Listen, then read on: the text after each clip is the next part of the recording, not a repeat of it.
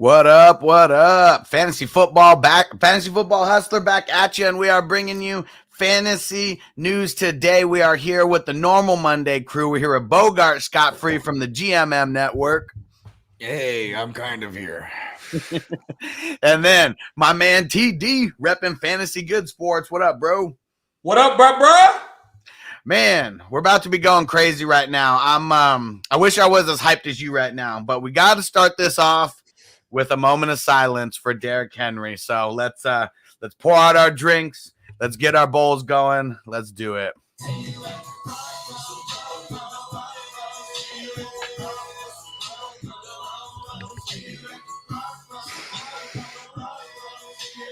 Man, Derrick Henry. He already had surgery today. When I first saw the news, they said he was expecting to get surgery, and they already just turned around and did it. Anything to make the timeline speed up. He suffers a Jones fracture in his foot.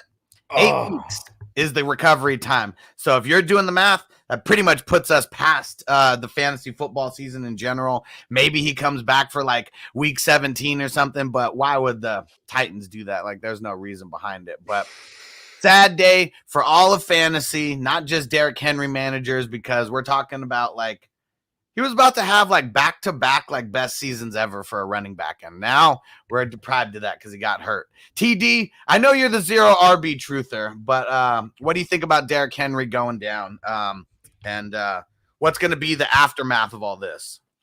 So, again, and I always say this, zero RB is not me praising an injury. I played football. I would never disrespect the integrity of the game like that because it's not nothing good. But I do know running backs. Listen, my body's beat up right now. I got to go to the doctor. And I only played like a little bit of college and high school ball. So this is the reason why I was zero RB. Look, Derrick's still a great player. He did great. I think he played the most with the most yards without getting an injury in like the history of the game, right? He didn't miss any games. Maybe I think he may have missed like one game or two games in the last 5 years.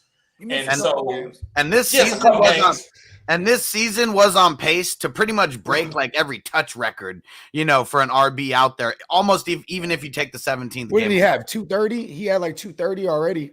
I'm gonna go double check. He was out to an insane pace. Yeah, and he had 900 yards, like 940. It's like 1,000. No, he has over 1,000 already. Well, he has well over 1,000. Right? I think before the game. Okay, I might have been before wrong. the game. No, before the game. 940. 937 it says. Okay, so I was wrong. Yeah, and they did add in and yesterday's game is added in on this already. Oh, okay.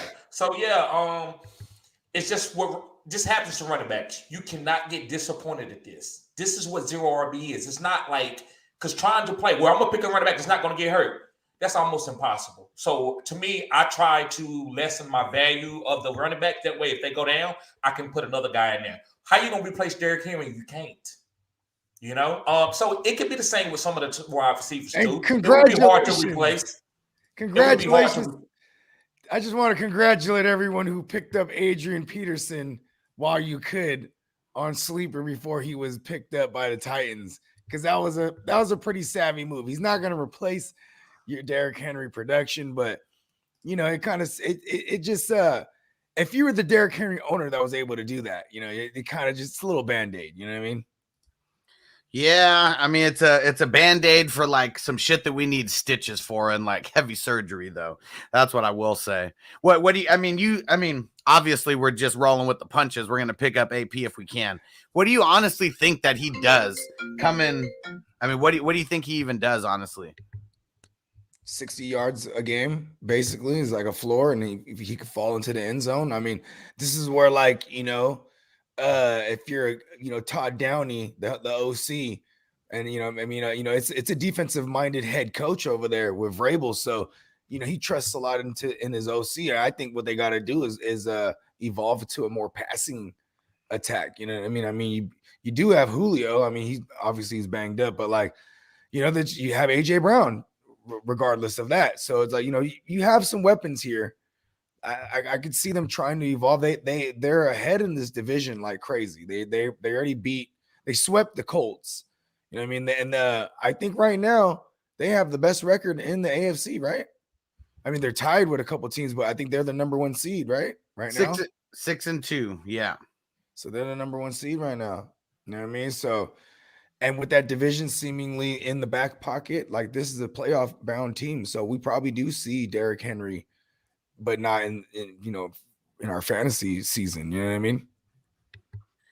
Yeah, and there is no replacing Derrick Henry, like TD said, like no matter what. Like it doesn't matter who goes out there. Like they already came out and said this is going to be a committee approach. Like Adrian Peterson's not a workhorse running back right now. He's been chilling at home for the last couple months. I'm sure he's training and everything, but it's different levels. You know what is awesome is that like here's a man possessed by getting as far up the total rush yards list. You know what I'm saying? Yeah. So you got a guy that's gonna go out there and run his heart out. You know what I mean? Because he has a personal agenda as well.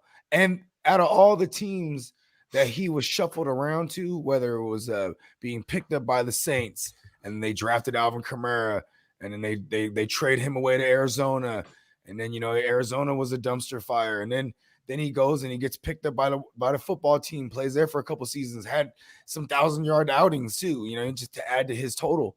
But like this is an actual team that's going places. You know what I mean?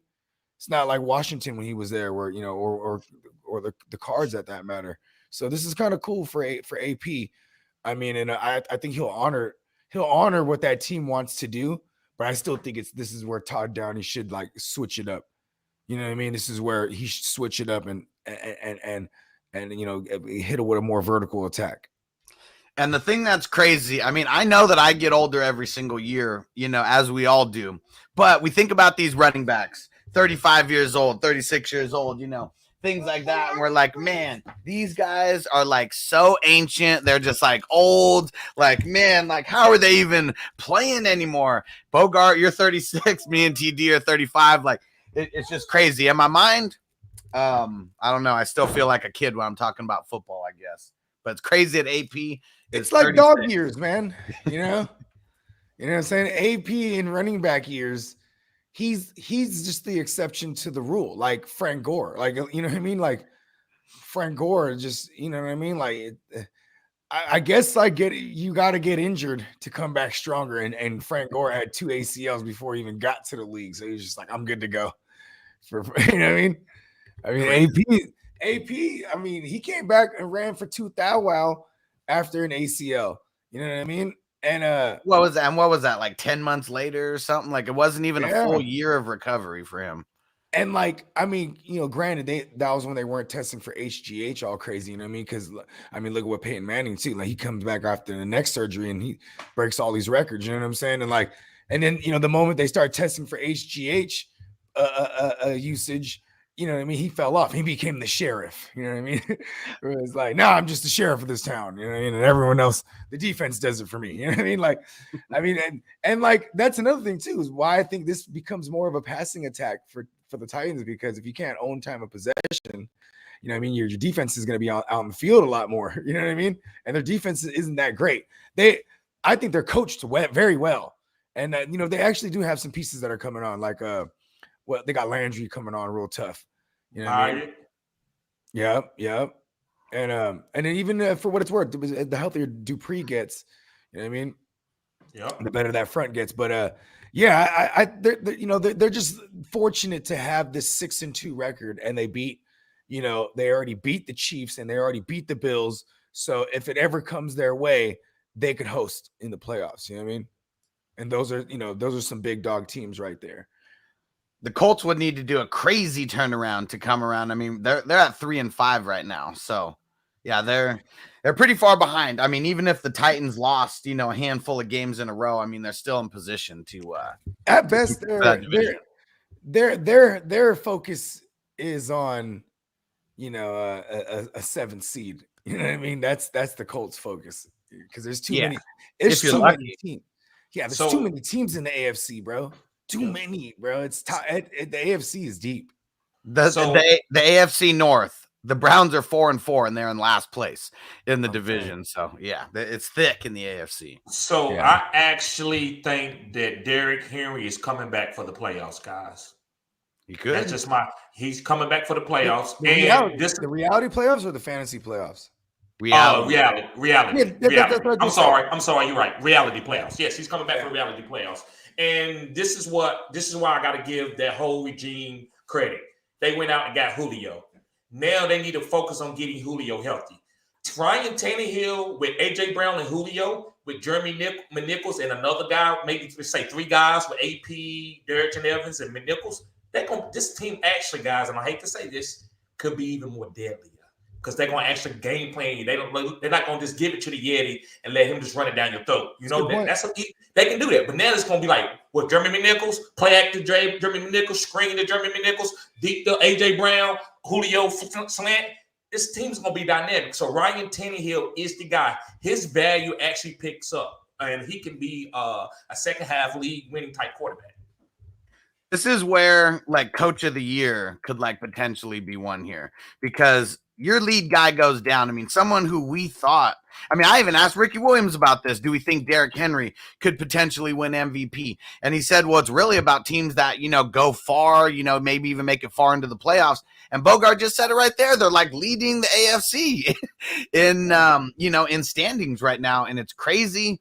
And yeah, Mike Vrabel, a lot's going to be put on his shoulders here, because teams going against him going to be harder to game plan. You're not just game planning for King Henry. But now that defense, though, like you said, Bogard, they've been coached up really well. That defense, they can give up no mistakes. Yeah, they can. And at least you have the culture there, like, because this is a product of Belichick. Like, and he was coached by Belichick, so it wasn't like he coached with Belichick, right? You know what I mean? He's able to enforce, some of the things that he liked being a player under Belichick. You know what I mean? And also get rid of some of the things that he maybe thought wouldn't have worked. You know what I mean? So, look at how phenomenally they game plan against Josh Allen. You know what I mean? Against Patrick Mahomes. I think they picked off Mahomes like 3 times, right? You know what I mean? They were even so smart to bring out Julio just to be a complete decoy against the Chiefs. Like they were smart enough to do that. Yeah. And John asked their schedule coming up, and I'm looking at it right now. It's insane. It's great. You got the Rams and the Saints. Those are the hardest games for the rest of the season. Then you got the Texans, you got the Patriots, you got the Jaguars, you got the Steelers, tough game. 49ers, tough game couple before December, but who knows if they're even trying at that point. Then you got the Dolphins and the Texans again to round out the season. Yep. Give them the playoff schedule for fantasy, Hustler. Playoffs is week 15. Is it week 14 or 15? Well, for most, it's week 15. So Okay. So it's going to start with the Steelers. Bad secondary for the Steelers. So that's good for AJ Brown and the pieces. And 49ers, that's week 16. And then the Dolphins are in week 17. And they're home. Yep. They're home 2 out of those 3 weeks. That was where Derrick Henry was supposed to take me home, bro.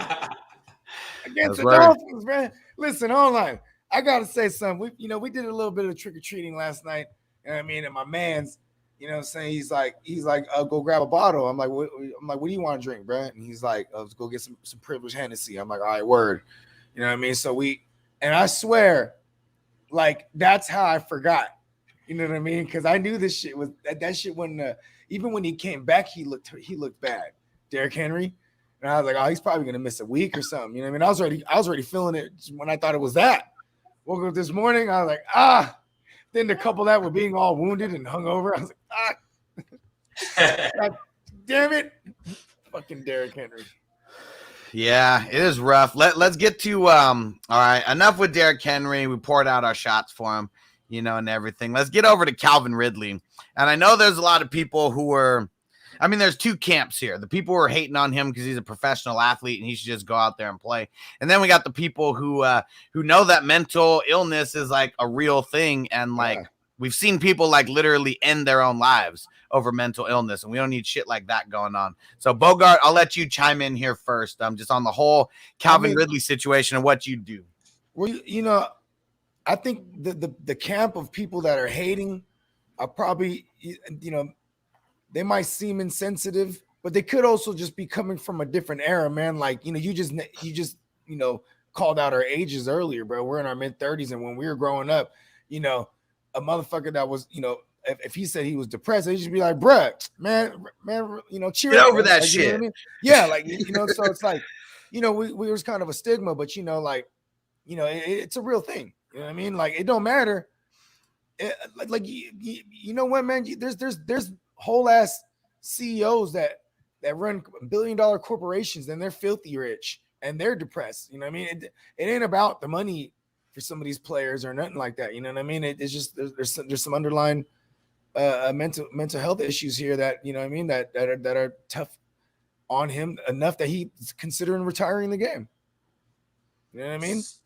So I went through this. I'm just gonna go real quick. So my cousin, I was highly scouted coming out of North Carolina. A lot of Division I AA schools because I was a little smaller back.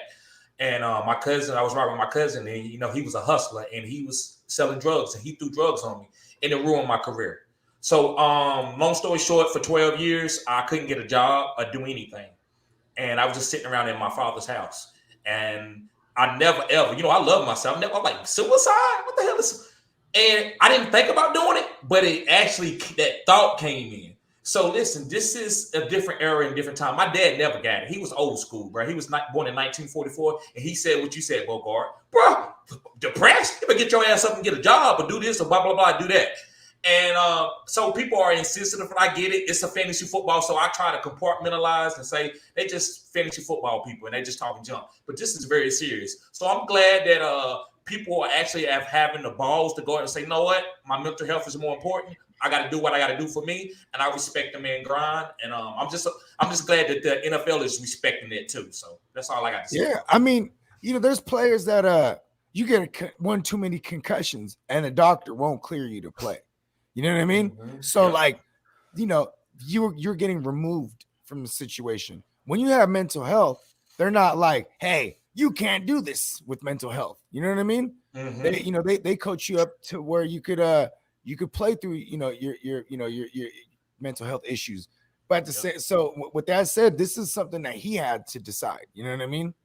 Yeah. Like, there's nothing no one else can say to him. Like, it'd be like, hey man, your mental health issues are so bad you can't play.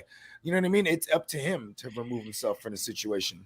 So, one thing that I will say, I was kind of forced out of like a stupid job last year due to COVID, and it was actually the best thing that ever happened to me.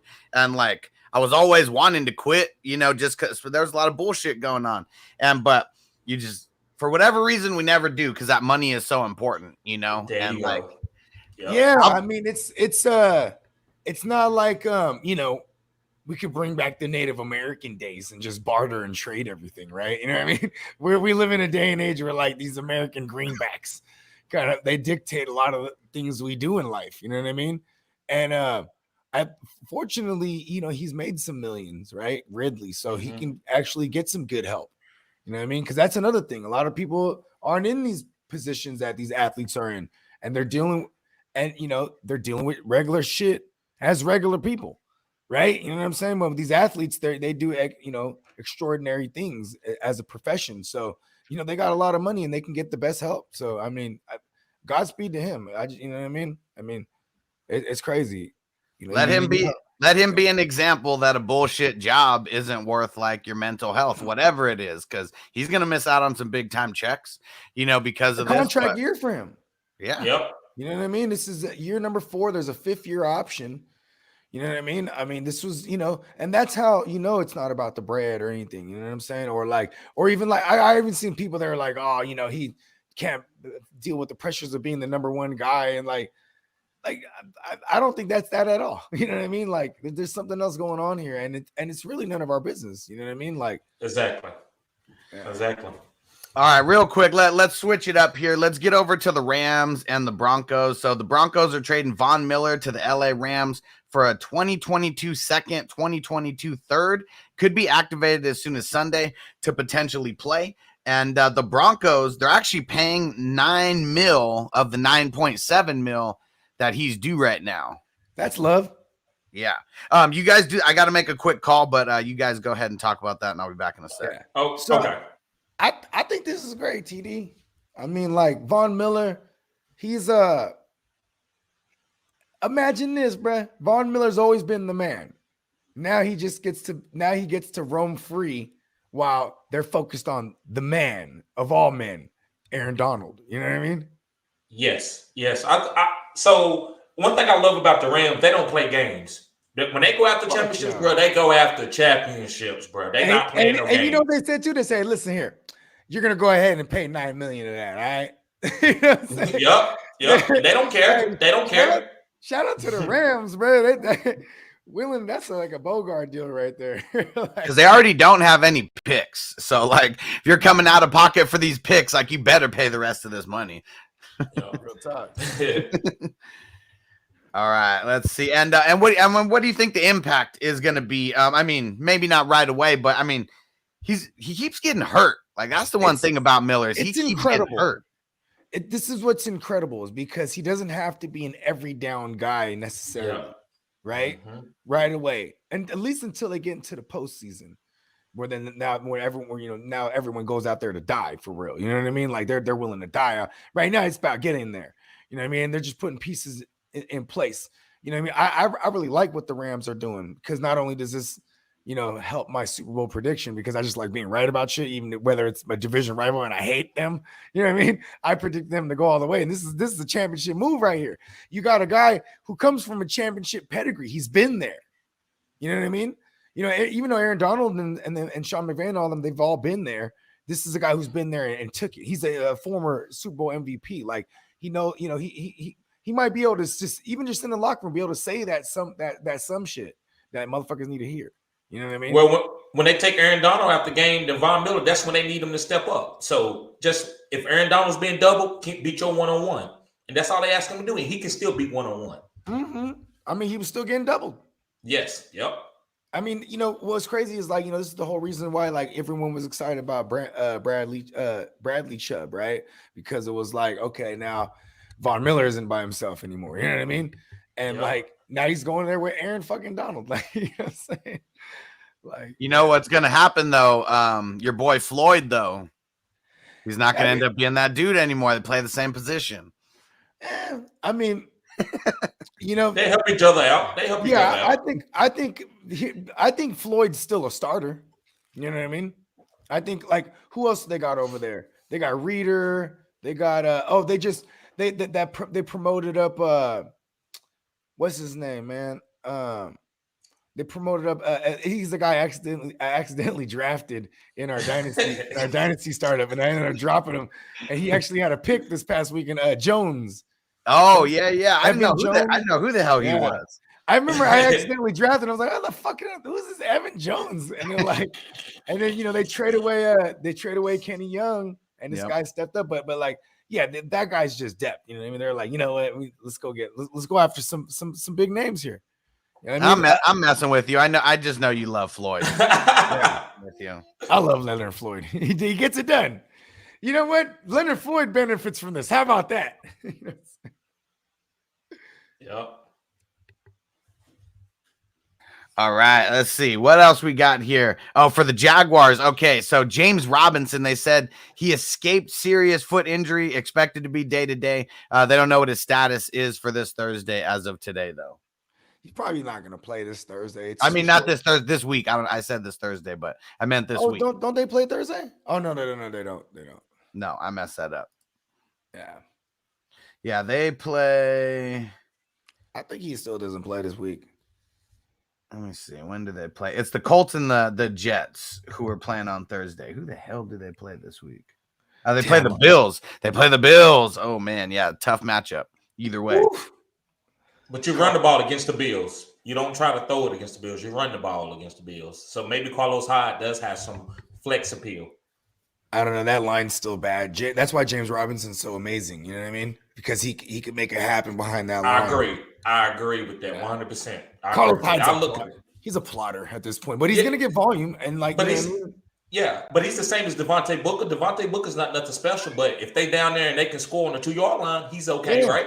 Yeah. That's all you can play in Carlos for. But the offense is not as good either. The Giants' offense is better. So yeah, I mean he's a starting running back at this point in time. Zero RB with a pulse. Exactly. That's usually how it ends up being, though. I mean, if we go think about literally like every single fantasy year before this, usually those people who are making the playoff runs in your league are the ones who swoop a running back in like week 13, week 14, week 12, like right before the playoffs happen. Always happens. Last year, if you picked up Jeff Wilson Jr., go to good old JWJ, right? He was putting up like 25 burgers every game to basically, you know what I mean, in the playoffs. And then you go back to 2019, you know what I mean? I mean, this one's kind of chalky, but what's his name? Sanders, bro. Miles Sanders, you know what I mean? Like, because he was one of those guys that was drafted and then dropped, and then he was a second half darling. Like, you know what I'm saying? You can go back to 2018 and talk about Jalen Samuels for the Steelers. Jalen Samuels. There's two that year. Jalen Samuels and Damian Williams, bro. Yeah. Remember? That whole thing happened with Kareem Hunt. Here comes his fresh legs, 6'2", fucking 230 pounder that could run a 4.4. And he was just like, and they had so much respect for Mahomes at that point as a passer. Everything was just wide open for him. And he went and carried people to the fantasy championships, you know what I mean? And won it for them. You got to go back a few before. But what about David Johnson? That's how we all know him, coming on the scene and winning people championships. Elijah McGuire. I mean, in the playoffs, man, he won me a league, bro. It was a free league. He was on the Jets, right? Yes, on the Jets. Back when Ryan Fitzpatrick, I think, was there. Now you're thinking of Bilal Powell, man, and I agree. Bilal Powell that was 2015. Bilal Powell came on strong. You know who else came on strong? 2015. He's part of my fraternity. Tim Hightower, bro. Yeah. That god awful Mark Ingram gets hurt like in the middle of the week of like the practice week, and it was like going into week 14. You know what I mean? So this is like I picked up a fresh running back for the playoffs, and like he did his. It was actually like a couple weeks before the playoffs, and Tim Hightower balled. You know what I mean? Yep. One of my favorite pickups, pretty much of all time, like going into up to the playoffs, is No Sean Moreno for the Broncos. Like one of those things. I mean, kind of what we're all hoping Javonte Williams, would turn into like a second half darling. Killed it. I'll see. You know what's funny? I was trying to will this into existence. I was like, because my man was like, "What do you think the Titans do?" You know what I'm saying? This last night, and I was like, "Man, they finna trade for Melvin Gordon, bro, and free up Javonte." I was just so hoping for that. And you know what sucks is that Melvin Gordon is the guy to have there. He's just producing every week. Like, but here's one thing that happens every single year with Melvin Gordon. Just go look. Week 10 through week 13, something in there, he gets hurt. It always happens. Literally every year except 1 year in his career has that happened. And last year, I guess it was the DUI, and that just kind of messed him up mentally, for a few games during those times. But it's like clockwork with him because he's a grinder. You know what's so funny? When that happened, people go, "Man, he's rich. He should just get a driver, call it Uber, and this and that." I'm like, motherfuckers is regular. They just get hella money. Yeah. And you know what I mean? Like, it's so funny how people think like having money, like you just, you know what I mean? You're not gonna make mistakes and shit. You know what I mean? You just gotta have the right person around you. You gotta have like a really dope manager, like who's just there hanging out with you like all the time. That's really what it is. Yeah. That's the key. That's someone the key. that truly has your best interests. They call it fall guys. You don't need a fall guy if you got a good person there making sound decisions, though. Well, it depends. Always defer to. It depends. If I had to cut somebody out or something, or snatch a cell phone from somebody, I might need a fall guy to take blame for that. But yeah, I guess what you're saying. That's what you just got to have another guy in your crew who's the enforcer, and the manager says, "Enforcer, step in, handle the lightweight." Yeah. And shout out to Stu. All right, Stu said still waiting to hear on my high risk stent surgery. That will be they're aiming for tomorrow or Wednesday. So keep the prayers coming. You're all appreciated. And how about them Cowboys?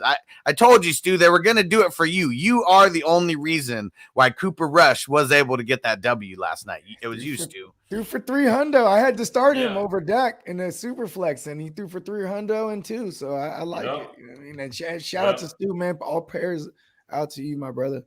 Yes, sir. They're strong. And we really go. I really think we got a shot. I maybe jinx us, but I really think we got a shot to win the Super Bowl. If we could put Cooper Rush in and win, we ain't done it in like 20. We ain't done it in 20 years. We haven't done it in 20 years, bro.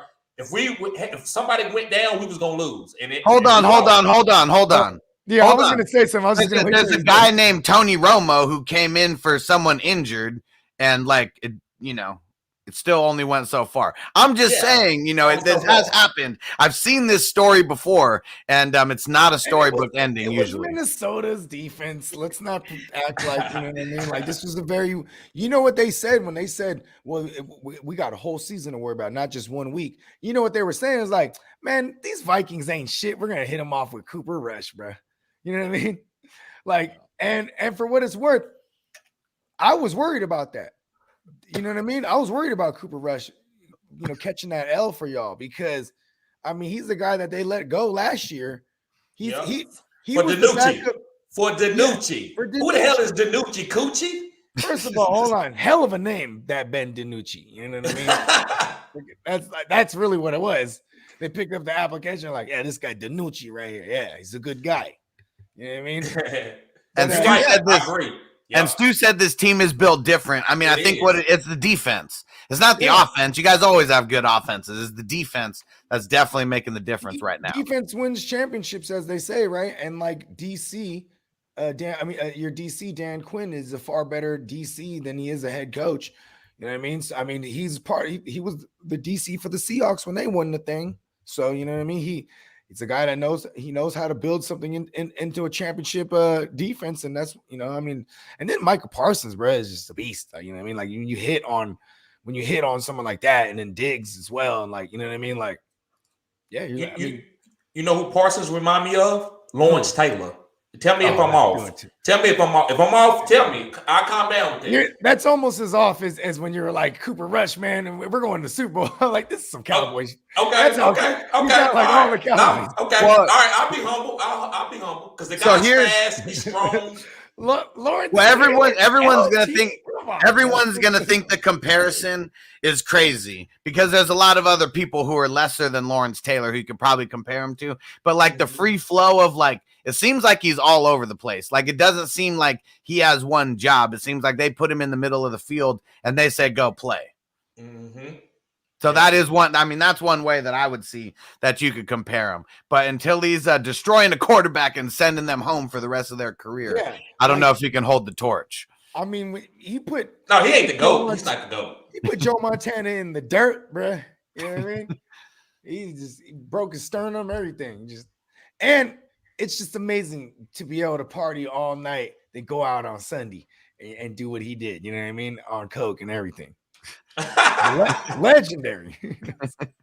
And Frank, he said major upgrade with the coaching staff and that defense is stout. Yeah, and I mean, is this the second year of that coaching regime, right? Yes. Yeah. Mm-hmm. Yeah. But we didn't have Dan Quinn last year. We had a 3-4 guy. I forgot his name. He comes from San Francisco. What's his name, Bogard? You know him. Garbage. I'm trying to coach before Mike Singletary. Right before Mike Singletary. Fuck, dude. I can't remember this motherfucker's name, man. And then Mike Singletary got the job.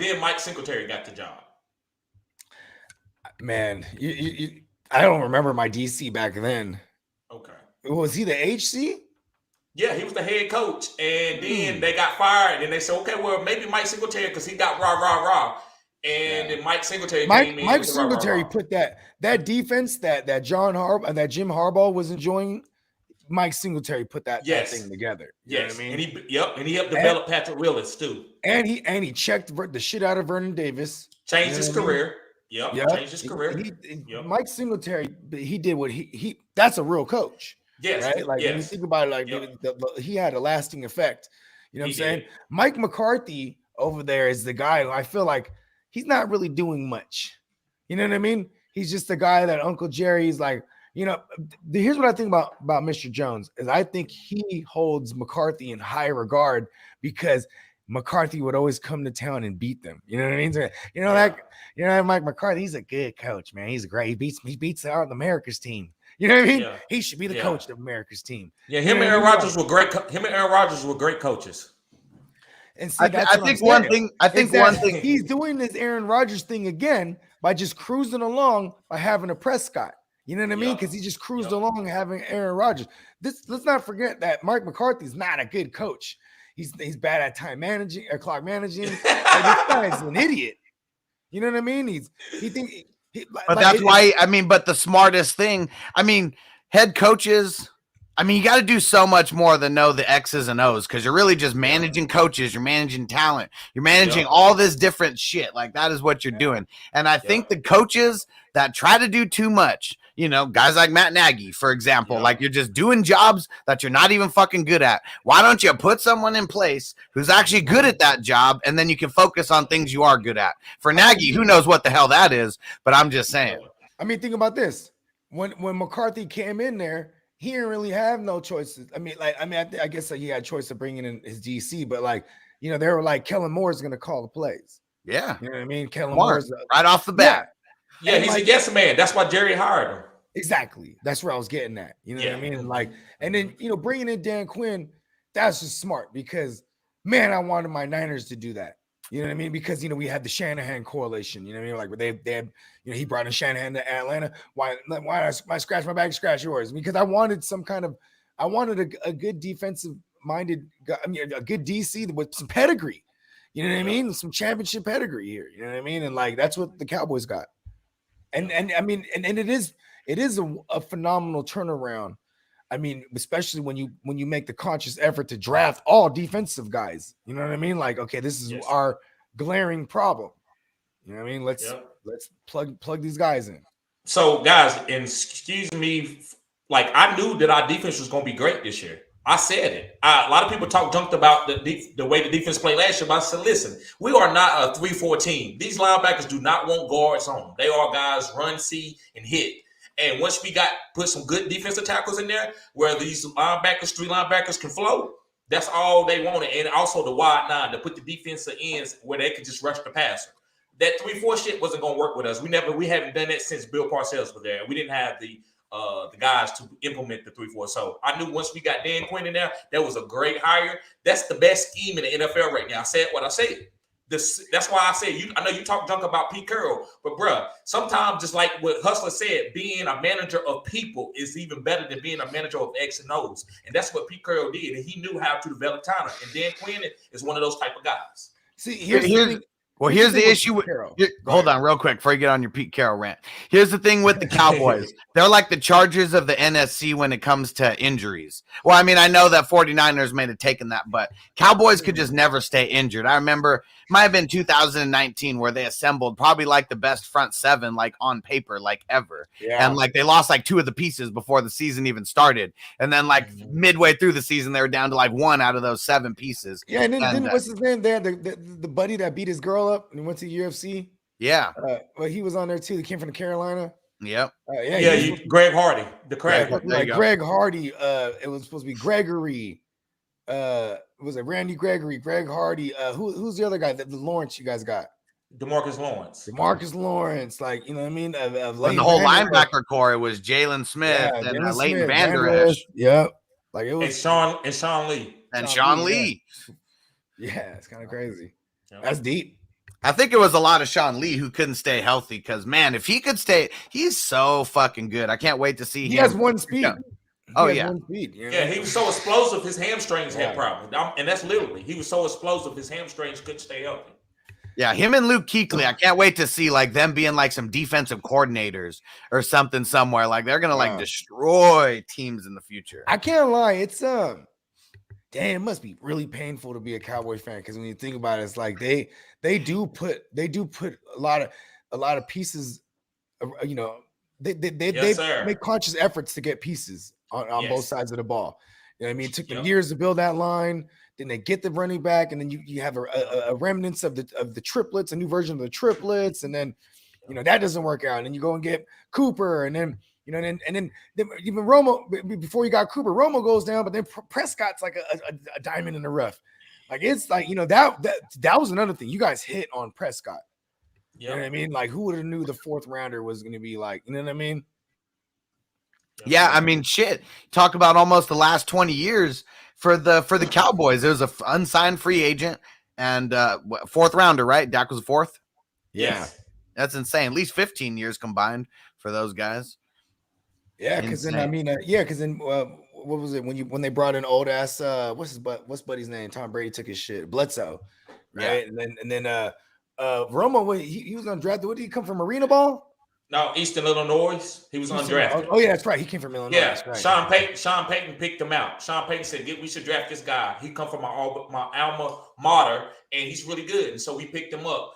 And actually, guys, real quick before you get on, I think if we'd have brought Tony Romo back, we would have won a championship. Dak was great. He was going to be our future. But Tony knew how to win the big games and get the ball to Dez. But that's a whole nother conversation. And that's another thing too. Tony Romo's he's a testament to that can't stay healthy thing with the Cowboys for the longest. You know what I mean? Just like, like Romo takes a hit, then it's like, oh, he's playing with spider web fractures in his spine, and then like, you know what I mean? Then he's back. Then he takes another hit. What was it like? It was like Thanksgiving, right? 2015. Mm-hmm. He takes a hit. He's playing the Panthers. I remember they broke his fucking his collarbone, and you know what I mean. Then he comes back, and then it happened in the preseason, right? Before Prescott got in there. Yep. They're just like, get it out the way early. They're like, he's gonna get hurt. And shout out to Stu. He said, when I get out of here, all y'all on Mark Holmes, Jobu Sports report to talk Cowboys. And he said, my first priority is getting Hustler, Bogey, and TD on there, rehashing this convo about the Cowboys. So just because you showed up, Stu, that's why I made sure to let this Cowboys talk drag on a little bit, because we love you, Stu, and we hope you're getting better. And yes, sir, bro. Speedy recovery. And when it rains, it pours, though. One last piece about the Cowboys. I probably should have said this first. Don't like to save stuff like this for the end. But Tyron Smith going to undergo some tests on his sprained ankle to see how significant the injury is. Damn. It's going to happen, guys. It's going to happen. Listen, we just need him for the playoffs. I say rotate him. If we just need him for the playoffs, he's a great tackle. What's going on with Lyle too, man? Like they're just Lyle got in trouble. He's still suspended for trying to pay off the guy that wanted him to piss in the cup. Yeah, no, but see, he's back already. They're just they're not getting him in the game. Because it was bullshit what he did. That's why he actually getting punished through the team too. Jerry didn't like that. That was. I mean, I get like, it. if you want something to go away, you come to me. Yeah. Uncle Jerry will make it all go away. Exactly. And he said, you ain't Michael Irvin. So the only person that I allow to do something like that is Michael Irvin. You ain't doing that. So it's all good though, man. We'll be fine. He's gonna be he's just injury prone. So if we can get him when that playoffs start, we'll be fine. Yeah, especially right now. I mean, we talk about how the Titans have a commanding lead on their division. I mean, that's an understatement for the Cowboys right now at 6-1, and the next closest is the Eagles at 5-3. Let's go. So yeah, they're really only worried about the playoffs right now. They can lose. What's the Eagles' record? 3-5. I said 5-3. 3-5. No, that was my dyslexia kicking in right there. 3-5. I slipped into the multiverse. Giants are 2-5, and then Washington's 2-6. So yeah, everybody in the toilet over there. Yo, the Cowboys is about to win that division for sure. And the shiny piece of doo-doo is always going to be the Cowboys in that division. And who do they got next? Cowboys they got the Broncos, the Falcons, the Chiefs, the Raiders, the Saints. So they might be foolish and be like, we could probably win this game against the Broncos with Cooper Rush, and that's where they're gonna catch that L. Because you know what? They shouldn't bring back Prescott. You know what I mean? Like they need to make sure he's all the way right. I'm saying, like, you don't want to bring him back and risk him getting hurt. 17-game season. We've been talking about this shit since the preseason, that any kind of injuries, they're going to take it out an extra week. Like, why not? Especially, we just said I don't even know how many games ahead in the division they are, but they could lose 5 games in a row, and I'm sure they'd still be leading the division. For real. Yeah. That's how bad it is over there in the end. Yeah, I mean, it's safe to say a sub 500 team could win that division. So they won it last year. Sub 500 team won it last year. But y'all always we always get vilified for our division. but we always whoop somebody ass in the playoffs as one of the last seeds. Like it's been the 7th seed the past couple of years, and we won a playoff game. So we might beat up on each other, but if we play somebody else, we'll whoop that ass. All I gotta say is you better not play the Packers in the playoffs. Never seems to work out well. At least not. Not with Aaron Rodgers. Mike McCarthy revenge narrative. Ooh, we know Bogard loves a good revenge narrative. And you know they cheated. They cheated Dez. Y'all know. So say it when to catch before you go on. Say it when to catch. Say that when to catch. It was a catch. Okay. Yeah. Okay. But so I was thoroughly saying it wasn't to all my Cowboys. I know. That's what. Trust me, I got it. That's what everybody did. That wasn't the catch. Come on, man. The guy dove for the end zone. The funniest shit I heard was when you guys were coming off the bye week with Dak, and not the bye week. You're coming off the bye in the playoffs, and you lose to Aaron Rodgers, right? But they kicked the field goal. And the funniest shit I heard was that they were like, there's so many Packers fans in there that they're all blowing at the same time. I was like, damn, y'all say anything. That was like one of those what's it called? That B-Dubs commercial, the Buffalo Wild Wings shit, right? Yeah, That's what that was a more likely, I mean, at least we know Buffalo Wild Wings. They got some money. All right. Okay.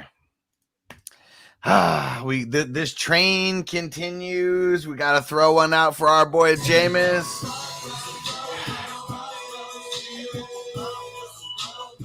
Get the horse collar from Devin White. Oh, man, and gets taken down. Tore his ACL. Done for the season versus his old team. Like that probably just makes it worse. I'm sure Devin White feels bad about it. But, man, he yanked him down like that. Hell nah. He was like, all those years that you held this team back. About to hold you back, literally.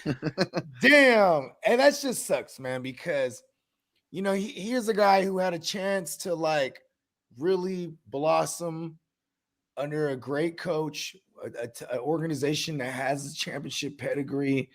You know what I mean? And like 4-2 at the time of his injury. And perhaps even retain the job next year. And now it's like, all that. Now he's just a guy that's going to play. He's going to have to play cheap somewhere. You know what I mean?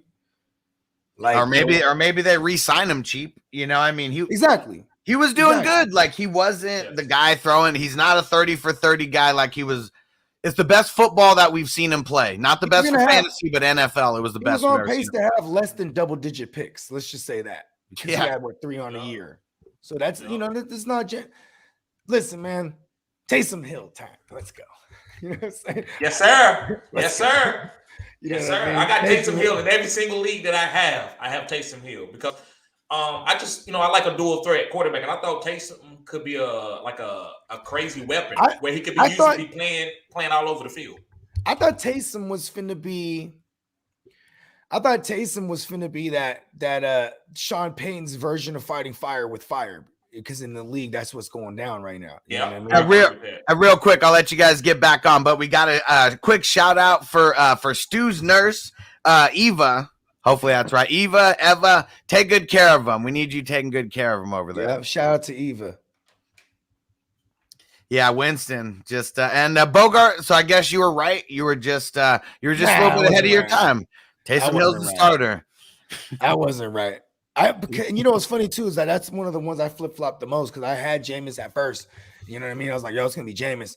And then once we got into like the preseason and start, like actually right before the preseason, I conjured up this idea that like this is him fighting fire with fire. Like he's gonna go with Taysom as a dual threat, etc. He's the teacher's pet. He loves this guy. You know what I mean? He gave him a phantom $160 million. You know what I mean? Like, yeah, but Taysom Hill. I mean, obviously for super flex purposes, you go check if he's out there because I know I had him as like a 4th QB. I ended up just dropping him because he was just kind of useless on my team, and now I'm gonna try to go reacquire him everywhere. Because he is fantasy friendly. You know what I mean? Like you like this type of individual. You know what I mean? He's gonna run the ball. He was a guy. I did worry about Alvin Kamara losing targets. But I also worried that with Jameis, and then that Sean Payton was like, "Listen, man, you could throw it at him, you know that, right?" And you know what I mean. And I think that's going to be the same approach with Taysom Hill. When Michael Thomas came back last year, you know, and it was Taysom Hill. You know, he did pepper Michael Thomas as well. So I like this a lot. I like this because I've seen it before. I didn't know what Michael Thomas was gonna look like with Jameis. You know what I mean? I was just projecting that it'll be hopeful. But now with Taysom, I really like this. I will actually buy low on a Michael Thomas right now. Yeah, Taysom, and not going to be able to play him at tight end like you were last year. I'm sure they got all those glitches out of there. But that wasn't a glitch. That wasn't a glitch, Hustler. That wasn't a glitch. I know it wasn't, but there's a reason why ESPN was the only platform to have him on as a tight end. Because ESPN is ass. It's okay. ESPN okay. You know what comes out of ass? Poop. Yeah. And for NFL Network or NFL's platform too. That shit's poop. Yeah, I don't know what the hell that shit is. What is that? Handicaps or something? It's NFL. Wouldn't it be the premier one? You would think.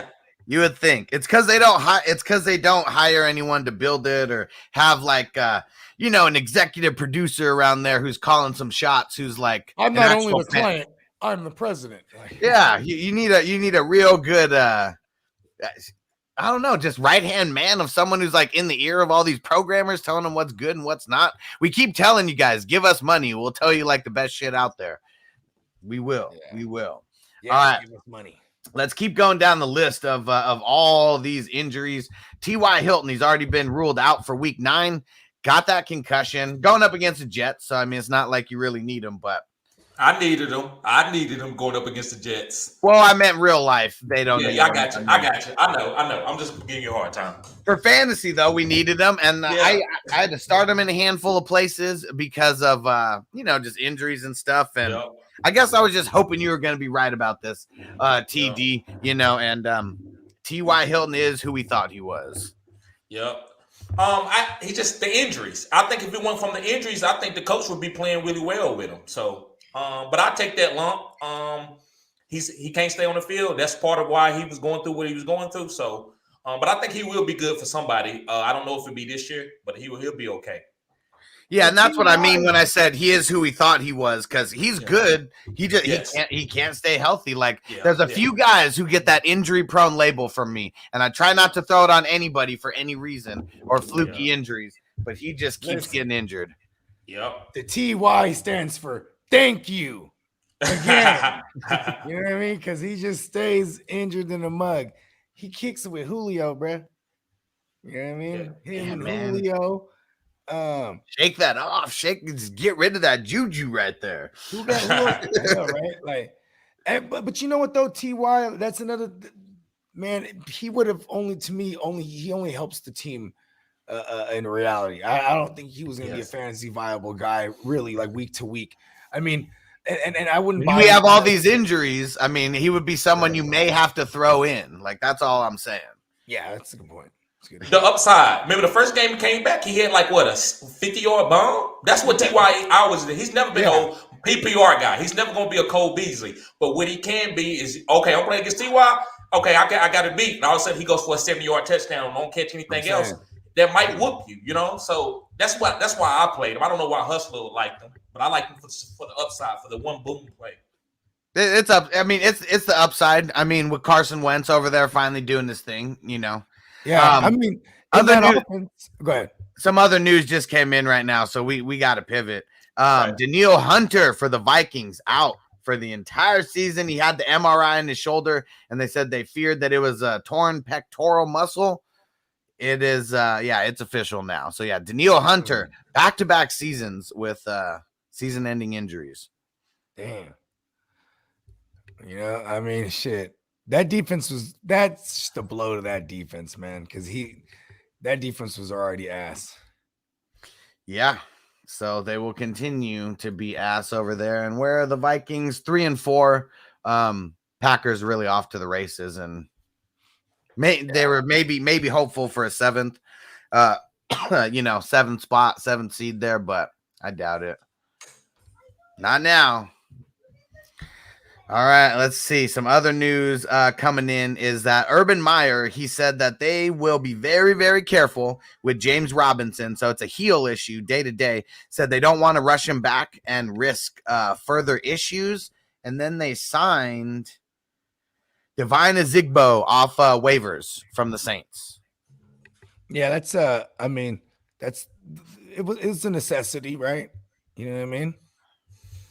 And they got a good look at it, good old Zigbo. You know what I mean? And this is he's the guy that's familiar with that team originally, because that's where he came from. So yeah, it's due diligence. I mean, Carlos Hyde is probably going to be. I mean, Carlos Hyde's probably going to be the guy they give the James Robinson workload to. Obviously, you know what I mean? And I think this is again they're going to get boat race, so you might even see Zigbo in here, and not too much Carlos Hyde, actually. You know what I mean? Because he's the passing down guy. Yeah, James Robinson's the only one who you'd really ever play for the Jaguars backfield. Like that, nobody else is going to do anywhere near. Like we talk about the drop off from Derrick Henry to whoever's next. The drop off is going to be even crazier from James Robinson to whoever else is next. They needed Travis Etienne. They really need a guy like him. It's so crazy because I have a couple Derrick Henry, David Montgomery teams, and I'm like, man, I need Montgomery to come back right about now. Or they need a Kadarius Toney hustler, because that's who they wanted to draft it. And everybody thought that was crazy, but Urban Meyer knew what he was. So yeah, if they'd have had him, I think they'd been okay too. All right, let's sprinkle in some good news with all this shitty news. And before that, Stu said, thanks, fellas. She was blown away by that. Earlier today, another nurse was a Saints fan, said, check out my jerseys, and burned her eyes. And Eva said, but put her in check, and said, quit being a hater. All right, so let's mix in some good news. Dawson Knox is day-to-day, according to their coach, and so some good news that he may be returning this week. I mean, practice is going to be huge. I mean, with that, it was a broken hand, so got to see if he's able to catch. At least we know Josh Allen can put some touch on his passes, and it's not just going to be a rocket that's going at his hands. Exactly. Let's see. But as soon as we get some good news, we're coming right back to some bad news. The right tackle for the Browns, Jack Conklin, will be out multiple weeks with a dislocated shoulder. They just got him back too. Man, what's up with these injuries being contagious, bro? Like, you got Baker got the shoulder now. He's like, bro got the shoulder. You know what I mean? Like, how many calf injuries seem to be jumping from player to player too? It's like, this is an extreme case of a calf breakout. You know what I mean? Like, it's crazy. All bad. Because that's but you know what though, I will say they've been fine running the ball without him, because that's still a premier offensive line. You know what I mean? Mm-hmm. Obviously, it's a big blow. I'm just glad it's not a season-ending joint. You know what I mean? Mm-hmm. Yeah. Well, they ain't going to the playoffs anyway. No. Yeah, I don't think so. I think it was a fun story last year, but it was. Mm-hmm. I mean, what's crazy? The Baker injury really killed it. That's why. Yeah. I mean, but they're 4-4. The Ravens are leading the division at 5-2. That's what's insane is, we still got a lot of weeks left, and they're only like 3 games out of like leading the division. So that's what I mean. Yeah, I'm just assuming that the Ravens Bungles, beat man, them. the Bungles are a thing too. So that's another 5-3. Yeah. Steelers are 4-3. I want the Bengals to win that division though. Because I'm just having hella fun with this Bengals shit. Oh, yeah, I mean, and it's cool for everyone who rosters Jamar Chase, things like that. Yeah. It's been fire. Hell yeah. Let's see. Okay, for the Panthers, Sam Darnold in concussion protocol. They really didn't give too much about what's happening with him. They just said if he's unable to play, PJ Walker's the next man up. I think they figured out they don't like Sam Darnold. I don't even think I don't think it's anything to do with his play on the field either. They just don't like him. Don't Sam Darnold sound like some kind of goofy dude name? Just that's why I was like Sam Darnold. Like I don't know, man. Like it's just a fucking goof, like a goof. Yeah. Like Goober from hey, what's the guy from the Allen?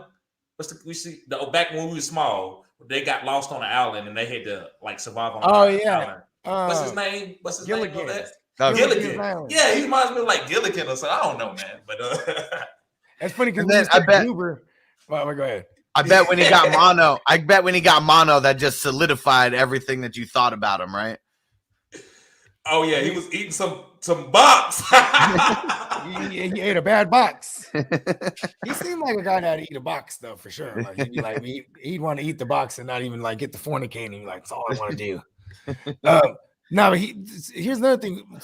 When you said Goober though, because Goober, man, y'all fuck with Goober. It's like it's peanut butter and jelly, and it comes together in a jar. Oh no, when I was young.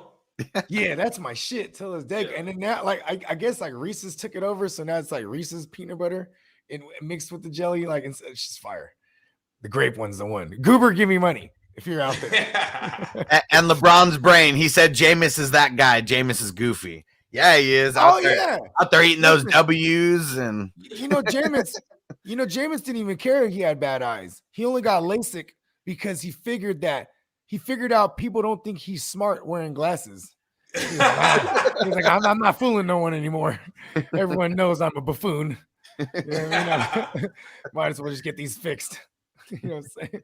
Yeah, he's an idiot. I mean, he's the guy that steals lobsters or whatever the fuck it was. Like, man, like it was probably like one of his homies was like, yeah, man, get some. And then like the manager came around and was like, no, I didn't say he could get those. What are you talking about?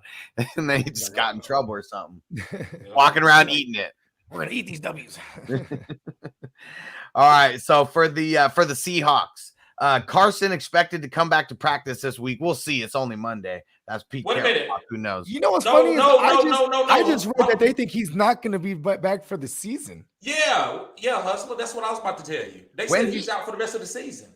That he's out for the rest of the season? Yeah, out for the rest of the season. It looks like he's doubtful to come back at all this season. Like that's what I read.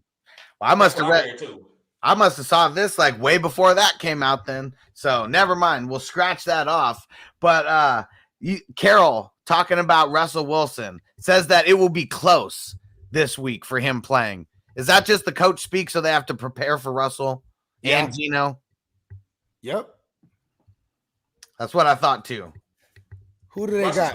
Russell's going to be ready when he come back too. You see his pregame workout, so that I don't think it's going to be much of a fall off. So it could be true. Two things could be true. It could be coach speak and he could be possibly have a chance to come back, even though I doubt it. I mean, you know what's crazy is this is a whole ass tendon that like has to do with like moving the finger. I'm like, I don't know. I'm curious to see how he can grip an actual ball. You know what I mean? Like, cause like, he's out there doing the phantom fucking drills and, throwing invisible balls and shit. And like, yeah, that's cool. He's probably doing a lot of physical therapy with Sierra and stuff too. That was an inside joke. That was an inside joke. Go ahead. If he's smart, he is. So and they're already talking about next week because they're on a bye like right now too. So I must have got some wires crossed there on the first part, but yeah. So Russell even coming back next week, that's already close. Oh yeah. So that puts it. That makes more sense because he was like designated to return week 10 was the initial designation. You know what I mean? So, yeah. I mean, I'm just glad we got to squeeze some juices out of the Tyler Lockett again, man. Like I like that, Gino. I was kind of worried about them not being able to exploit this matchup because of Gino, and they did their thing. I told y'all what Pete Carroll is. Pete Carroll, you know how some people like can fix better dinners when they got like scraps, and then instead of they got all this expensive meat, and then they be like, "This shit ain't good." Pete Carroll is a guy. And when it comes to scraps, he can put something together. I knew this team was going because I think even though the running backs are hurt, he still is not putting it on Gino. He don't like to put it on a quarterback's shoulders to win a game. No, because he has one mind state is that play good defense and run the ball. That's the Pete Carroll way. Yeah, but like the reason I always call him old and senile is because he like you don't switch it up when you don't realize. Like I'm like, Pete, you don't realize you don't have a defense, right? Or a decent line that can help your run game a lot. You know what I mean? Like, let alone a great running attack to go behind that line. Yeah, and then you had Russell Wilson, and you don't let him cook. Like, that is insane. That's why he's Pete Carroll, old and senile to me. You know what I mean? I was 1 week early on every claim that I gave on Tyler Lockett and DK, and like how they were going to be the focal points, and they should be, and everyone else is just going to be a side dish and not even in there. Well, yeah, it was, but they should. It doesn't matter the matchup. Then DK and Lockett are the best playmakers on your team. You better figure out how to get them 10 touches. Carroll. It's Pete Carroll. He wouldn't even unleash Russ with having Lockett and DK. That's true. I know. Like, that's why he's crazy. He goes in spurts of that shit. Yeah. All right, let's see. And who else we got here? Real quick, the Bears are activating Jimmy Graham off the COVID reserve. So road dog Jesse James, he's not going to be catching any more TDs anytime soon now with Jimmy Graham. Grandpa's back. Back in action. For the Texans, Tyrod is still day-to-day. They're going to pretty much practice this week's going to determine his availability for Sunday. Real quick, how old is Jimmy Graham, man? Because that's another one of those players when we were talking about earlier was like, it just seems so long ago. You know what I mean? I think he's like 34, 35. 34. Okay, yeah, because he's our age, basically. He's our generation. Yeah, I remember seeing him playing in the Miami in the ACC tournament because, I'm from North Carolina. Yeah. And the ACC tournament is big in North Carolina. He was a beast. He could play basketball, He was an okay guy. He was like a, what you call him, goon type guy, just in there for rebounds and blocking shots. Because of NCAA football, that's how I knew who Jimmy Graham was, because I never watched college football, especially back then. And but I was always Miami, and I was like, damn, this guy is a fucking beast. And then I was on him so early, like as soon as they traded away, I can't remember who the tight end is, whoever they traded away. Marcus Costa. It wasn't the tight end. It was Marcus Costa's at the receiver spot. Yeah. No, they didn't have there was a tight end? There was a tight, because he played tight end. There was a tight end that they traded away that year. Hold up. It was I can't remember. I'm gonna go Google this shit. Okay. But it might have been a guy. Go ahead. His whole career. I think Marcus Colston played his whole career in New Orleans, right? He did. But maybe Hustle could be talking about Ben Watson. Ben Watson played for him a little bit too before. Jeremy Shockey. It was Jeremy Shockey. Jeremy Shockey. Okay. It was That's right, because Jeremy Shockey had the good rookie year. Yeah, it was Jimmy Graham's second year that Jeremy Shockey. I can't remember if they traded him away or if they just didn't didn't re-sign him. Well, because Jimmy was going to be that thing, and that year he blew up. And I remember I had him in. I only played in 2 leagues that year, way back when. And I drafted him in both leagues, and I remember getting to the championship with him. He was fire way back when. Did Jimmy was Jimmy part of that Super Bowl winning squad? Nah. No, right? Okay. I think it was 2010 was the year that he blew up. Okay. Or no, 2010 was when I drafted him, and then 2011 I believe was his blow up. Yeah, because I remember him being. I remember I didn't play fantasy till 2013, but I remember all my fellas in the studio. You know what I'm saying? Like, I mean, it used to annoy me too. Yo, shut the fuck up. Like, I've always talking fantasy, you know what I mean? And then look at me now, right? No, but it was funny because like they were tripping off one of my buddies. He had drafted Jimmy Graham in the first round. You know what I mean? This is I want to say this is 2011. Because even back then, I mean, tight ends. It was like him and Gronk were first rounders. That's it. I mean, that was like Kelsey and fucking Waller, like right now. Like, there's usually only like 2 or 3 that are that good. And he was that dude for a lot of years. Well, you had Drew Brees pepper him, so Drew Brees know how to pepper a person. I'm telling you, he can pepper you. Especially a tight end when you're like him. Yeah, and they had he was doing so many slam dunks on the goalpost, they had to change that rule. Because remember that one time he broke it. Yeah, it was all crooked and shit. And the game had to wait for 15 minutes. Even when you dunk on, even every time he would dunk that, they had to recalibrate it. Like, to make sure that it's regulation and not leaning at all. Because can curve a whole fucking game. Yeah. You know what I mean? Like, can you imagine that? It's like, so then Can he's you- like, hey, bro, don't touch it no more. You know what I mean? Yeah, damn. He's What if paying all the fines. He didn't give a fuck. He's like, I'll pay a fine every time. This is my thing. Slam dunk. Yeah, that was fire. That Boom, was fire. shakalaka. All right. And so for tonight's game, for the Giants, I mean, since I've heard this, there might have been some news that have come out since, but Tony and Shepard, they said they still had to get through one more checkpoint before they could officially clear. So that's why I was telling everybody, like, we just never know what's going to go on with these injuries and if they're going to end up playing or not. So I hope that they play because I'm starting both of them in different leagues where I have zero options besides them. But that's why I mostly told people to pivot off of those players if you had another good option. In the DX league where I'm trying to shake this 2-game losing streak from going 5 straight wins, right? And I'm down 13 points. I have some defensive guys. My opponent's done, right?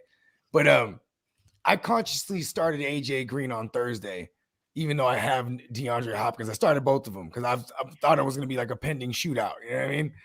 And because I wasn't going to wait down the Tony thing, but I will say, whoever goes is going to eat against the Chiefs. This is just like going to happen. You know what I mean? But yeah, fellas, I gotta tap out a little early. You know what I'm saying? Y'all have a good one. You know what I mean? Man, we didn't really tell them everything that's going on the way out. Oh yeah, you know what I'm saying? You can follow me at the GMM Network. You can subscribe to the GMM Network on YouTube. Catch us Wednesday nights, 6:30 p.m. West Coast time, 9:30 East Coast time for the Real Fantasy Playmakers What If series. TD, if you're free this Wednesday night, man, we'd love to bring you on, bro. Okay. I'm glad you're telling me that. I'll probably be able to make that. Okay. Yeah, have your people call my people. You know what I mean? Okay. And you might see TD make his Real Fantasy Playmakers debut. And for everybody that needs a Monday Night Miracle, I hope y'all get it. You know what I mean? I need a few myself. Let's go. Let's get it. Peace out, Bogey. I need Tyreek to score 40 and Pat Mahomes to score like 10. That's almost impossible, right? You know what? I need 28 points total out of Mahomes and Hill, so we could dial your version up easily. Okay. that still works for me. You know what I mean? Dial that up. Peace out. Peace out. But yeah, so we'll see what happens. I'm sure some more news will be coming out here soon. And sorry, everyone, there was so much news that we didn't really get to too many questions along the way. So we'll answer a few of these. But one thing that I was seeing in here, a bunch of people were saying, I have Henry. What do? I have Henry and J-Rob, is my season done?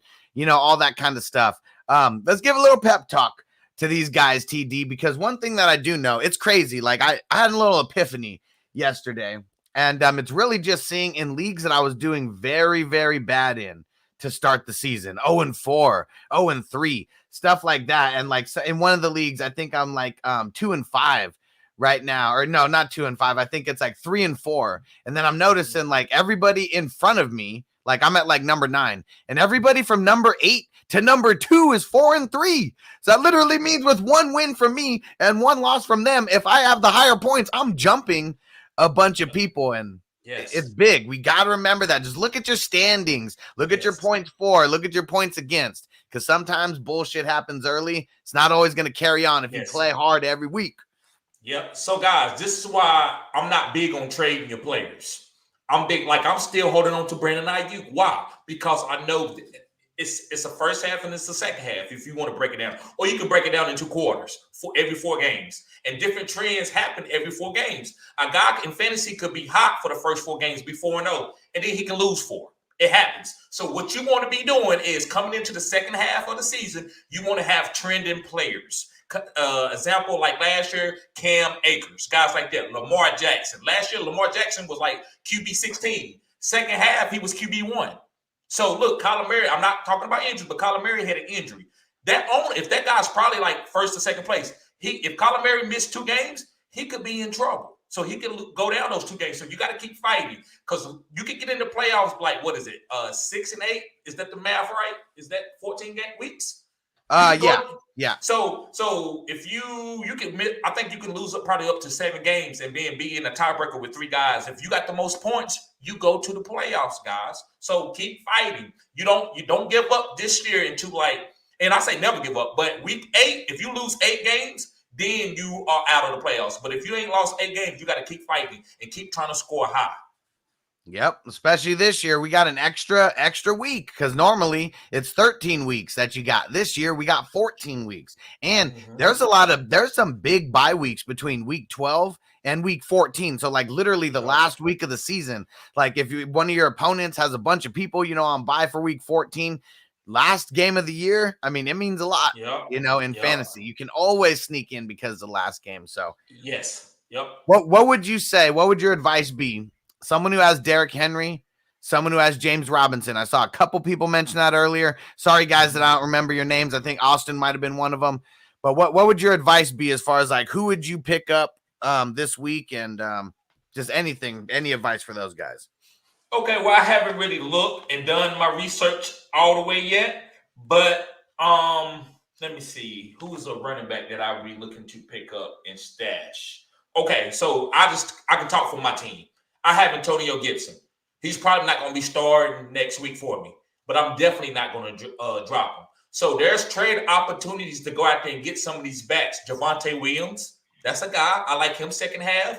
Antonio Gibson, Saquon Barkley, Alvin Kamara. He had another bad game. There's plenty of opportunities out there for you to go buy guys. So I say just go out here and try to find you a guy that you feel like, and go check me and Hustle out. We can provide you. We'll help you. We'll give you some targets, about 5 guys that you can go target that maybe that you can buy low on right now. And I feel like their positions is going to change as far as the value that they have right now. Well, and I'm sure that you do this the same way that I do it on your OnlyFans, the way that I do it on Patreon. I tell people what to look for. As far as like, okay, you need to go look for someone who's in the bottom half of the league. Look for someone who needs running backs, and then come back to me. Show me their team, things like that. So I can't do all the legwork for you. I can tell you what to research. Exactly. You're going to bring back what you research, and I'm going to help you come up with a really good trade offer. But this is where you need to be making trades, giving people depth, overpaying for players when it comes to your bench players. Get rid of those bench players and upgrade to a top tier player. Consolidation. I call it consolidation. Yes. And it's smart because free agents are going to come up. So even though you may be really stacked right now because you got 2 extra running backs, pair one of them up, with the wide receiver. Go after a better player. Maybe throw in 2 of your bench wide receivers. You just got to look and see where your bench players can fit into starting lineups. That's the tough part. We're playing Tetris, here. You got to see which pieces are going to fit perfectly with those other teams. And trust me, there's always 1 or 2 teams out there. You just got to look for them a little bit. Yep, and I seen the CMC comment. Guys, I would give up if I had 2 running backs that I can't find how to get them out on my starting lineup. I would try to package something to go get CMC. When CMC comes back, he still is going to be a 20-point a week back. When he came back last year and he got hurt, he still had 20 points in that game. So if you hold on to CMC, if you can, if you can't, then you can get something good for him. But I'm not just dropping him. CMC is a great asset right now, especially with all these injuries. He's a great asset. Here we go. And there's Diego said, if I'm 4-4 and I have CMC, do I look to trade him? So perfect, Diego. So every time we talk about trades, always throw your record out there, because if you're a losing team and you're trying to make a push, CMC might be a guy you trade away if you're getting 3 players, that are going to make it, more total points than CMC is going to. Because if you have a losing record, maybe it's because you had shitty luck. Maybe it's because you have a couple shitty players in your starting lineup. We got to figure out how to fix that. So 4-4, I wouldn't panic on CMC. Not at 4-4. No, 500. You're even keel right now. It's time to make a push and just go after some waiver wires this week for some of these running backs. Yep. I'm going to be putting out my waiver wire running back video a little bit later. I'll probably just do it to have it released tomorrow morning. I'm glad I waited. I waited because of all this crazy ass news. There's so much going on right now, trying to have the best players for you guys to pick up. Yep. Me too.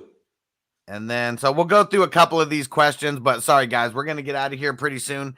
Let's see here. I got off from Bambo. I got offered Swift and Deontay for Saquon. Do I accept it? I'm 5-2. No, you 5-2. Saquon is going to be a league winning player for you. You hold on to Saquon. That's my opinion. Yeah. I mean, I would say that too. Deontay, I mean, if it was the Ben of old, that's different, but yes, it's not the same Ben anymore. Slim 74, Pringle, big sleeper. Yeah, he's going to be a big sleeper tonight. And Mahomes, trust him now. He came down with a tough 4th and 8 catch last week and told Mahomes, keep giving it to Pringle. All right. So Slim 74 told him keep giving it to Pringle. So tonight. And Nick T, what up? Aaron Jones, Terry Hawkinson for who's that? JJET. I'm assuming JJ, and then Jonathan Taylor. Too much. I'm assuming that's Justin Jefferson. I don't know. I already have Andrews as well. Okay, so he said Aaron Jones, Terry Hawkinson. Nick, who's the first player? Who's JJET? Is that Justin Jefferson? Throw it in there because I'm just confused about it. And here we go. Yeah, Gold-Blooded Chief was one of them. Both of my RBs are down. Henry and Robinson. Yeah, that sucks, man. That sucks. And LeBron's brain, I feel bad for the guy in my league who's 1-7 with Kyler, Kamara, Williams, Hopkins, Diggs, Gronk, Schultz, and Woods. Yeah, I mean, I have a couple leagues where I have a losing record, really bad losing record, and I have a really good team, but it's like every team comes to play. And it's not even that they're doing well. I mean, the managers are doing well. It's just random players happen to go off random weeks. And check your score, your points scored. Sometimes you can have the most points scored against you, and you got to take that in perspective. So you can't be mad. Sometimes people are just booming against you. I'm in a couple of leagues where a lot of people, I have more points. People score more points on me than any other player. So it's okay. Yeah. I'm in a couple leagues like that too. And it's bullshit when it happens, but just know the bullshit probably isn't going to continue. So just keep making your plays out there. And one of these leagues that I was really pissed about because everyone kept putting up their best weeks against me. I've gone on a tear the last 3 weeks and got from 10th place to 7th place. And now I'm going to win this week. And then now I'm going to be somewhere in the top 6 probably after like starting off really horribly. Cause like literally teams were, in a league where like 300 is a little bit above average. Teams are scoring 400 on me. Like it was So it happens, guys. It happens. And the more leagues you play in, the more bullshit that's going to happen. That's why I play in more leagues because you can't overcome the bullshit sometimes. So you're right. Just is what it is. And Jordan Householder set him up 4.4 and I have Tyreek Hill and Kadarius Toney. My opponent has Mahomes and Butker. Hopefully I can get the dub. Well, the one thing about Tyreek Hill is you just hope that Mahomes keeps throwing to Tyreek Hill, and then you're usually going to be okay because the wide receiver usually scores more than the QB does if he's like the number one target. Preach. That's what I tell people. Sometimes they don't equate like that when you have 6 points per passing league, but usually the player outscores, especially with like a short yard touchdown. Tyreek, they give him like little gadget plays to score. So if he could get that, he could get 2 or 3 of those. I think he could outscore Mahomes by 5 or 10 points. It just depends on your league scoring format. Yep. It's really just, is Tyreek Hill going to have one of those games where he goes around 10 touches? That's one of those ones where you probably will be good either way. Mm-hmm. And what up, James? He said, what up from Florida? Can you explain Nick Folk's points? ESPN has him down for 12 points, and he had 4 field goals and 1 extra point. So he must have missed something.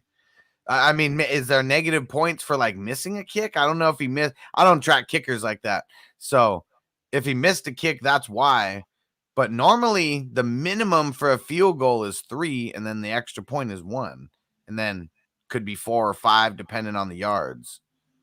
Yeah, I have no clue. But second take, I will get to your questions. I'm gonna do a live after this, so just give me a little bit of time, bro. Cool. We're just doing a couple more questions, and then we're getting out of here. So sorry if we missed anybody's questions. We're gonna be TD. He's gonna be doing his question and answer session a little bit later. I'll be back tomorrow doing this show, and then got my Q&A tomorrow night.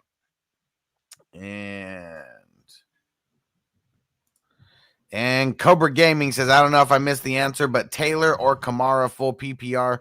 I get Kamara and trading away JT. I don't really like doing trades like this for that, just because they're both, I mean, they're really even players to me, and Taylor probably has the better schedule down the stretch anyways. Yep. If Drew Brees was there, I would tell you Kamara all day because it's PPR. But with not Brees being there, then I say you might as well stick with Jonathan Taylor. He's got the juice right now, even over Kamara. Yeah, what you want to do is figure out how you can trade like 2 or 3 lesser players and go after someone like Kamara or someone like Kamara. And Antonio said Mike White for MVP. Man, his wide receivers are the MVPs out there. Like, man, who was it? Keelan Cole, that crazy ass one-handed catch. Yes, like, yes, woo! Yes.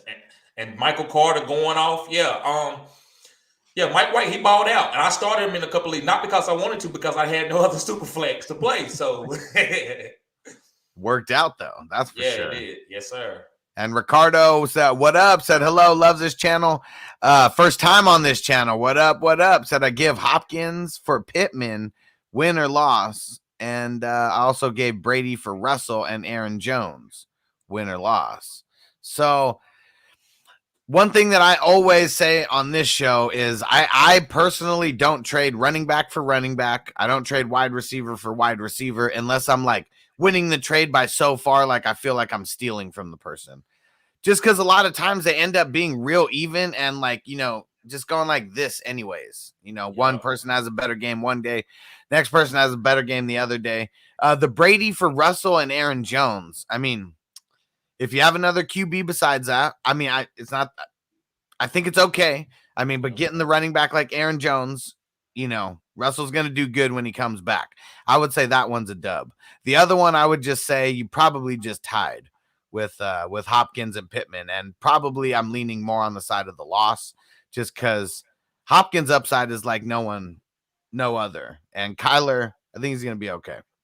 Only reason why I said this was a dub is because you escaped the injury bug. You got rid of Hopkins and you got Pittman, who's got the juice right now, and Hopkins has a hamstring injury. So that's the only reason. But in a vacuum, if both of those players are healthy, that's a bad trade. So hopefully you made the trade just because of injuries.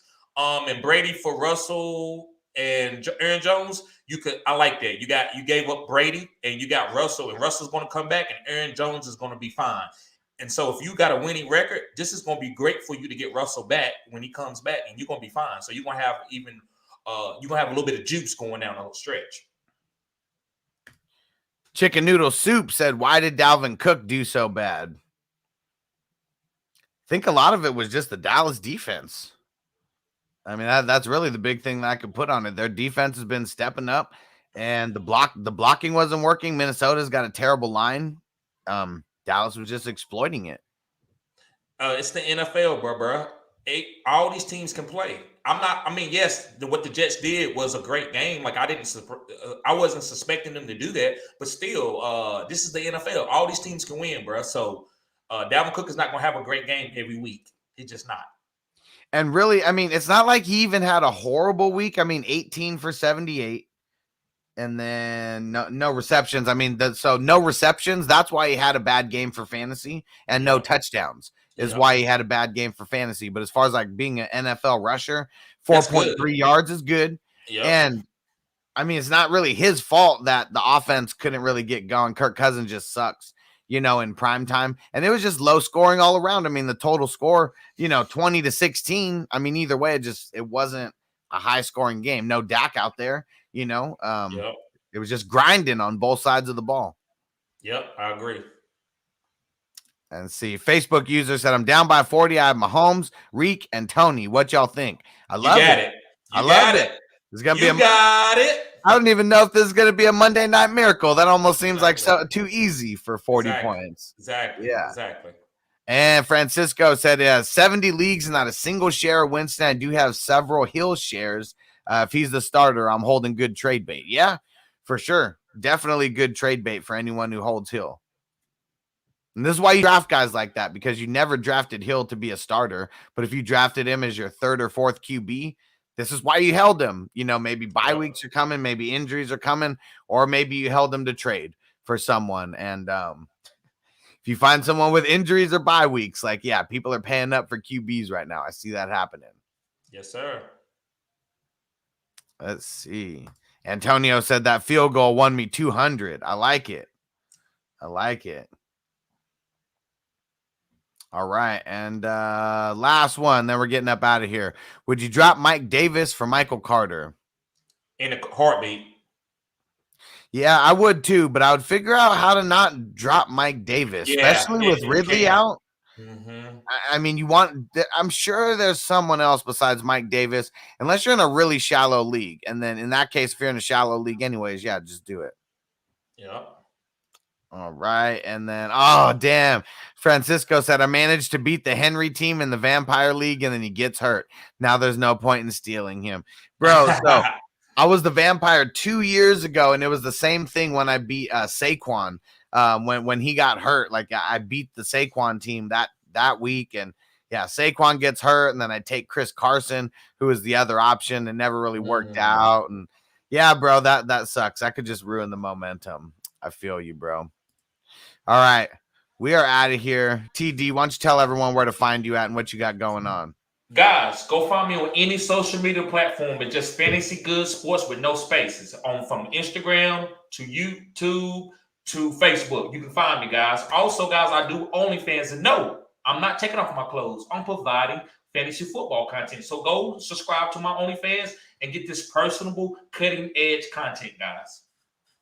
And let's do these last two before we get out of here. What up, Sea Dog? And yeah, we'll get to yours here. And so my running backs are Henry, Hunt, Fournette, Madison. Since Fournette is the only guy now, should I trade DK for James Robinson and Elijah Mitchell? My other wide receivers are Hollywood, Thielen, Woods, and Myers. No, I would hold on that. I would figure out how to do a different trade without selling off DK. Why is Fournette the only guy now? Well, Henry, Hunt, Madison. I mean, none of them are playing. He's talking about on his team. I thought he was talking about Tampa Bay. Okay. I would. So that person who's coming to you, they obviously know that you're coming from a place of weakness. I mean, James Robinson, he's going to be good, but he might not even play this week. Elijah Mitchell's good too. I guess I would just figure out how to get a different trade done where you don't have to give up DK. Yeah. Don't just find guys to trade just because they'll make the trade happy. Those guys can actually play. DK can win you a fantasy football championship. Yeah, definitely. Don't get desperate. Don't get desperate. Even in time of desperation, wait till waivers go through and see who you get, because that's going to make a difference on if you should even make a trade like that. Maybe you get. I don't even know who there's going to be Scott. right now. Boston Scott. There you go. Or Jordan Howard's bum ass. I mean, people are going to panic drop Kenny Gainwell. Yeah. That's going to happen this week. It's going to happen. They're going to switch a rule on you again. Kenny Gainwell going to get 15 carries of 2 touchdowns next week. That's how fantasy goes. It's going to happen. So don't panic drop anybody. And then last one here, the Cooch Master said, should I trade Henderson for Diggs or Justin Jefferson? I have Zeke, Najee, Chubb, and Mitchell. Diggs. Yep, that's what I agree. Diggs. Yep. He's had a disappointing first half, but guess what? You didn't have him for that. So you're going to get him for the part when he is just on the rise. Yes, sir. And both are good. So either way, but I like Diggs more for the upside there. And Corey said, what up, bro? Glad I could make it here for the last little bit. I'm glad you chimed in, bro. And because, we're getting out of here. This show's a little bit longer than we normally do. The news was insanely long today. And all right, LeBron's brain. Last one here. You're the man. And second take extra. We got you with the last one there. I've been here for a minute. Heard your opinions on CMC. What do you think about CMC for Hill and Jacobs at Pittman, CD, Higgins? Just curious. I'd hold. I don't really want Jacobs. He's gonna get Hill. So he's talking about Tyreek Hill and Jacobs. Oh yeah. I don't know why I saw Hill and I thought Taysom Hill right away. I have Pittman, CD, Higgins. I think Pittman, CD, and Higgins are good receivers. They are a good, solid, upside wide receiver 2 and low end wide receiver 1s. If you get Hill with that, Yes, I would do that, man.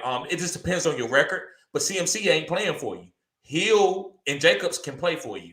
So I say I would do it. I think it's a B, as in right now. I don't know anything else that you got going on your team, so I just say that's a B trade. I would do it.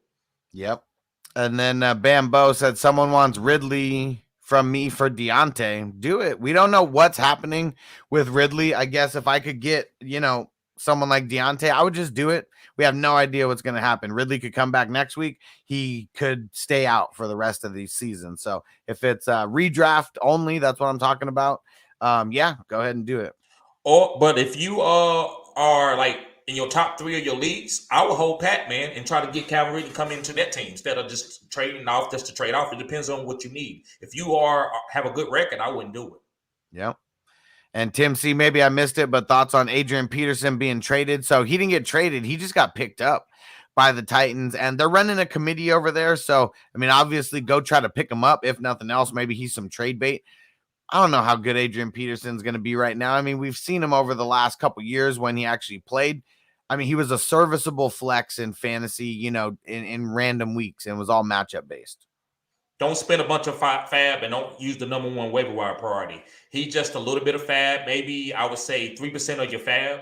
Like if you had $100, 3% of that would be fine to Adrian Peterson, just to see what happens. But because this offense, I feel like it's going to be efficient, he can have fall-in touchdowns. So he's only a touchdown upside type running back. That's all. And he got signed to the practice squad. I'm sure he'll get elevated pretty soon, but they may even keep him on the practice squad for a week. So that's another thing, that kind of sucks just while he gets a little bit back into game shape. So that's something else to monitor as well. So if you need him to start, if you needed someone to start this week, that's what I mean. I probably wouldn't make him my first priority. I agree. All right. And last one, second take extra. Nope, we didn't answer this one. So did you answer my question? I'm down by 18.86 PPR and I have Hill. You can go over that. That's easy, bro. You got a great chance. This is all you can ask for. So you good. Oh, yeah. As long as, this is what Monday Night Miracles are made of. Just guys like that, Pat Mahomes. If you roster Pat Mahomes, if you roster Kelsey, if you roster Hill, guys like that on Monday night, they're going to take you to the promised land. It's the way that I add Kadarius Toney in there too. I think he's that type of player. There you go. And yeah, Kadarius Toney. Even Sterling Shepard, and both of them play. They got nobody else out there. Those guys both could get like 10 receptions each. There's some Monday Night Miracles coming if everybody plays here. And Corey, should I be selling Hubbard now since CMC is coming back or hold for now? It depends on what you're getting. Don't sell him low. You have to sell him high, or I would just hold because we don't know what's last year. We saw this story last year. CMC gets hurt. He goes down. He comes back. He gets hurt. He already did that where he came back, got hurt. And so maybe he comes back a little bit more healthy. Maybe they gave him the time, but who knows? He could come back and get hurt. He could come back and play. We have no idea. It's literally a 50-50 chance. I agree with what Hustler said.